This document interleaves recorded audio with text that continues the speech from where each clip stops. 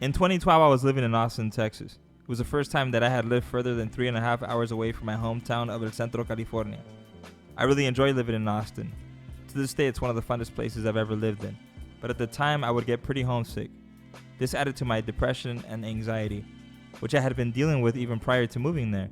I had good periods of time where I was fine, things were okay, but I also had horrible periods where my anxiety and depression got so bad that I could barely even leave my house. At that point in my life, it had been years that I hadn't driven on the freeway alone or even be exposed to heights because my anxiety would spike. Yes, even like the second floor of a building, I couldn't handle. This meant that when my anxiety was flaring, if I had to travel, I needed to make sure that someone could accompany me, which was not always possible. In August 2012, a day before my birthday, this was the type of anxiety and depression I was experiencing. On that day, I received a phone call from back home with the news of the tragic loss of one of my best friend's older brother. I felt like I was getting kicked to the gut, and instantly, my anxiety got worse as I felt the pain of my friend and his family. I remember immediately knowing I would have to jump on a plane and go back home for the services, and also recall feeling that my anxiety would be too extreme to be able to make the trip alone. I did not have extra money to buy another plane ticket for someone to accompany me, so I decided to just tough it out and go by myself. From the moment I left my house in Austin until I landed in San Diego, my nerves were completely shot and I felt pretty overwhelmed. Once I landed, my pops picked me up and we went to go eat lunch at Pokey's in downtown before heading back home to the Imperial Valley. I started to feel more calm as I hung out with my pops, and we even ran into one of my good friends who I hadn't seen in years. He sat down to eat with us and had us dying of laughter for like 45 minutes straight. This friend is now the brother that runs Fools Gone Wild. After that hangout, our drive home was pretty peaceful and mellow. When we made it back home, I spent the rest of the time showing support to my friend and his family. The services were like some type of reunion that we all dreaded, but it was nice to see so many of my childhood friends and community members come out to pay their respects. On my flight back to Austin, I felt a bit better, but I was still quite sad. I decided to bring down my tray table and I started to sketch out a design. I wanted to create a piece that encapsulated the feeling of the whole experience.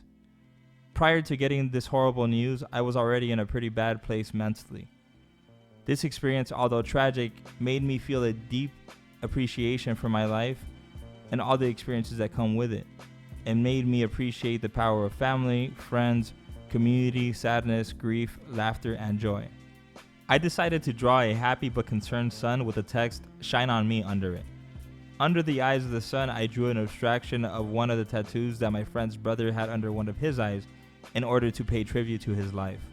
In the image, I included references to my Catholic upbringing, such as the Virgen Maria and the Sacred Heart, although to me, I redefined what these symbols mean. I also included arrowheads and flames to symbolize our indigenous roots. At the bottom, I included an abstraction of the crescent moon that the Virgen Maria de Guadalupe stands on. When I got home, I laid a sheet of Rubylith over the sketch and I cut a clean version of the illustration. I eventually turned it into a fine art canvas. When I drew this graphic, I just freestyled it without looking at any references. Later on, I realized that it had a strong resemblance to the legendary Chicano artist Opie Ortiz's piece that he created for Sublime's 40 Ounce to Freedom record cover, and I was totally okay with that. I grew up in Southern California, and not a week went by without me hearing someone blare Sublime out of their car speakers. Ironically, when I was growing up here, I couldn't stand listening to Sublime because of all the cornball kids that wouldn't stop playing them. But when I left California, the nostalgia drew me back in, and now I could really appreciate what they contributed to Southern California culture. Recently, when the quarantine started here in LA, it coincided with the weather being terrible. It was super gloomy and it would be raining off and on. But for what seemed like an eternity, it was just super cloudy and it dampened the mood. I was definitely feeling the existential dread coming over me until one of the days the sun broke through and it instantly made me feel better. It reminded me of the same feeling I had in 2012.